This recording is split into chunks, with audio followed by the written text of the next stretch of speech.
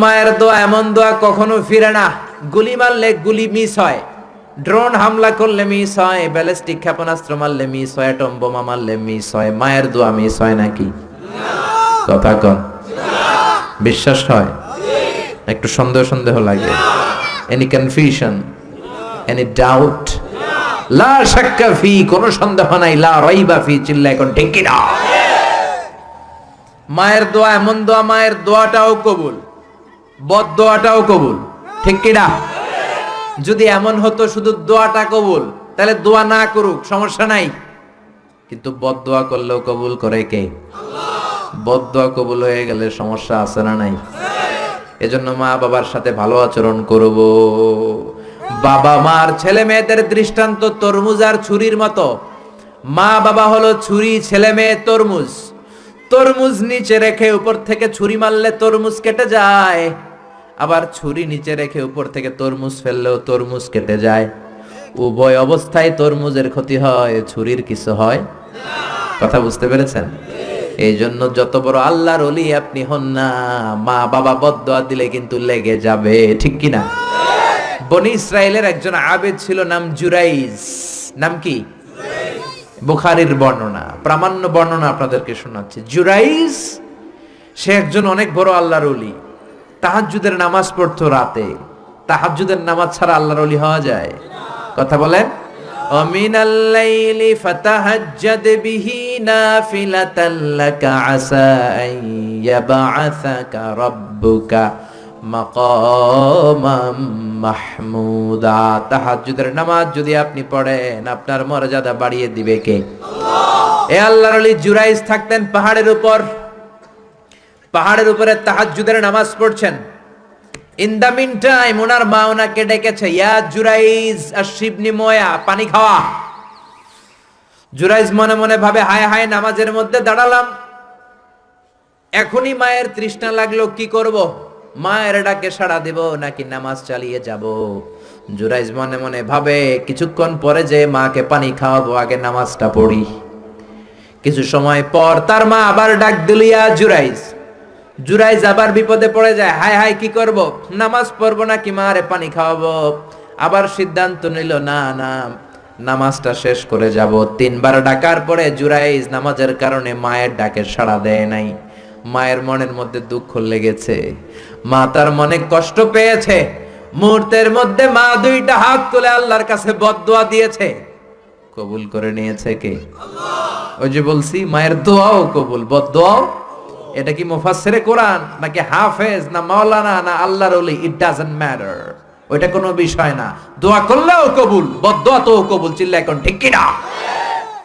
উনি দোয়া করলেন, আল্লাহুম্মা লা তুমিথু ইল্লা আন তুরিয়াহুল মুমিসাত। ও আল্লাহ, 3 বার ডাকলাম, পানি খাওয়ালো না, আমার মনে বড় দুঃখ লেগেছে। আল্লাহুম্মা লা তুমিথু ইল্লা আন তুরিয়াহুল মুমিসাত, আমি বদদোয়া দিলাম, বেশ্যা নারীর ফিতনায় না ফেলে জুরাইজকে মরণ দিও না। কবুল করে নিল কে? আল্লাহ। মা দোয়া করছে, আল্লাহ আমার ছেলেরে তুমি বেশ্যা নারীর ফিতনায় ফেলে দিও। ঠিক তার 3 দিন পরে এক বেশ্যা নারী এসে তার দরজায় নক করতে শুরু করছে।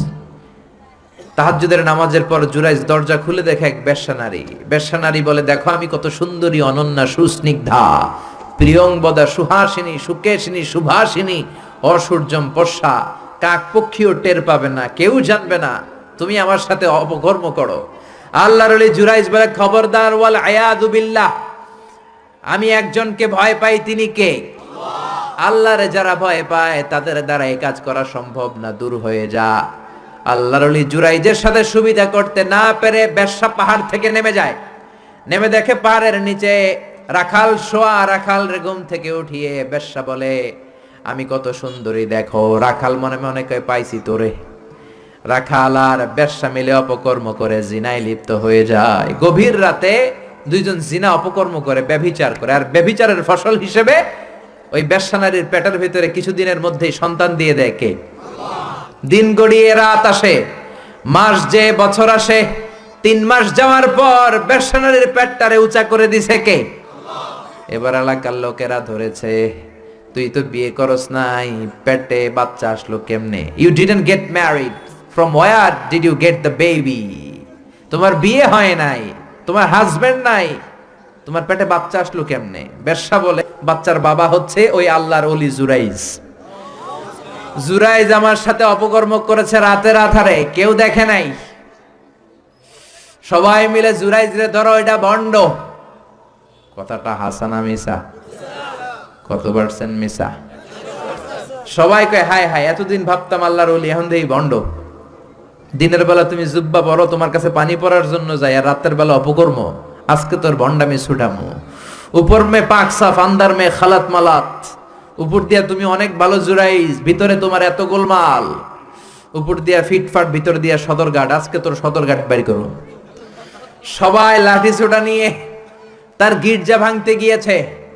গির্জা ভেঙে মাটির সাথে মেসাকার, কলার ধরে টেনে হিচড়ে জমিনে নামানোর পরে জুরাইজ বলে, কি অপরাধ করলাম? ওইটাই তো কইলি না, মারস কেন? কয় তুই একটা ভণ্ড। তুই কি?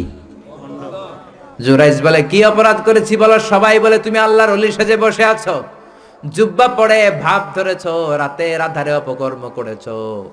এই বেশ্যা নারীকে তুমি গর্ভবতী করেছো। এই বেশ্যা নারীর পেটের ভেতরে যে সন্তান, এইটার বাবা হইলি তুই জুরাইজ। জুরাইজ কয় খাইছে। কি বিপদে বললাম, আমি তো চিনি নাই বেশ্যাকে। জুরাইজ বলল ঠিক আছে, কি করবা? সবাই কয় তোর ডেথ পেনাল্টি, মৃত্যুদণ্ড। কি দণ্ড? যুগে যুগে মৃত্যুদণ্ড আছে না নাই? মৃত্যুদণ্ড। এখনই তোমার শিরোচ্ছেদ করা হবে। জুরাইজ বলে ঠিক আছে, শিরোচ্ছেদ করবার সমস্যা নাই। শিরোচ্ছেদ করার আগে 2 রাকাত নামাজ পড়ার অনুমতি দাও। কয় রাকাত? আল্লাহর ওলি জুরাইজ চোখের পানি ছেড়ে 2 রাকাত নামাজ পড়ে আল্লাহর ডেকে বলে, আল্লাহ তুমি যদি এক হও, তুমি যদি কাদের হও, তুমি যদি সব ক্ষমতার মালিক হও, আজকে এই বেশ্যার পেটের বাচ্চাটার ইঙ্গিত করে একটা প্রশ্ন করব, তুমি পেটের বাচ্চার মুখের জবান খুলে দিবা। আল্লাহ পারে? এই ছোট্ট বাচ্চার জবান খুলে দিতে পারবে? এত ক্ষমতা আল্লাহর। হাজার হাজার মানুষ দাঁড়িয়ে আছে।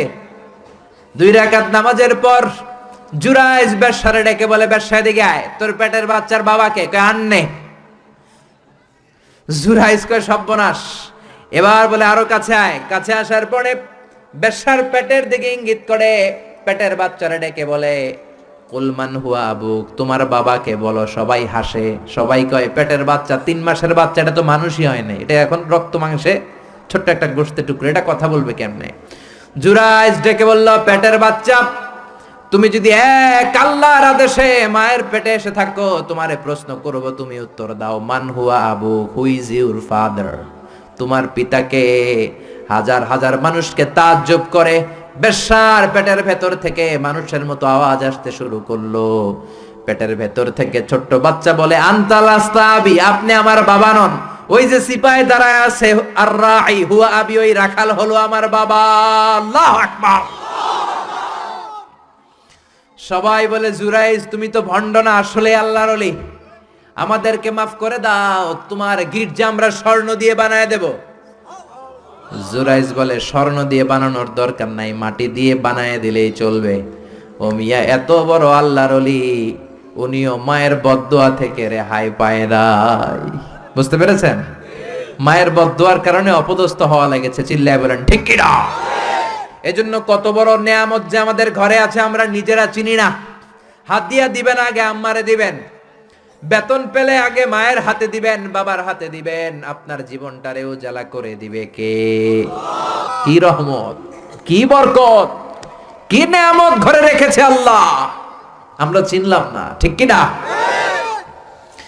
বিশ্বনবী মসজিদ নববীর প্রথম মিম্বারে পা রেখে আওয়াজ করে বললেন আমিন। দ্বিতীয় মিম্বারে পা রেখে আওয়াজ করে বললেন আমিন। তৃতীয় মিম্বারে পা রেখে আওয়াজ করে বললেন আমিন। সাহাবারা বললেন, ও নবী, 3 বার কেন আমিন বললেন? বুঝি নাই। বিশ্বনবী বললেন, প্রথম মিম্বারে যখন পা রেখেছি, জিব্রাইল এসে বলেছে, রমজান পাওয়ার পরেও ইবাদত করে যে গুনাহ মাফ করতে পারে নাই, তার উপর আল্লাহর লানত। আমি বিশ্বনবী বলে দিয়েছি আমিন। দ্বিতীয় মিম্বারে পা রেখেছি, জিব্রাইল এসে বলেছে, আমি বিশ্বনবীর নাম শোনার পরেও যারা আমার উপর দরুদ পড়ে নাই, তাদের উপরে আল্লাহর লানত। আমি নবী বলে দিয়েছি আমিন। সবাই পড়েন সাল্লাল্লাহু আলাইহি ওয়াসাল্লাম। 3 নাম্বার মিম্বারে পা রাখার পরে জিব্রাইল এসে বলে, মা বাবা একজনকে কিংবা দুইজনকে বার্ধক্যে উপনীত পাওয়া অবস্থায়, বয়স্ক অবস্থায় পাওয়া অবস্থায় মা বাবার খেদমত করে যারা জান্নাত কামাতে পারে নাই তাদের উপর আল্লাহ লানত আমি বলেছি আমিন। এজন্য মা বাবার খেদমত করলে জান্নাতটারে উন্মুক্ত করে দিবে কে? বিষ্ণু বললেন মা বাবা দুইজনের সাথেই ভালো আচরণ করবা, বিশেষ করে মায়ের সাথে। কার সাথে?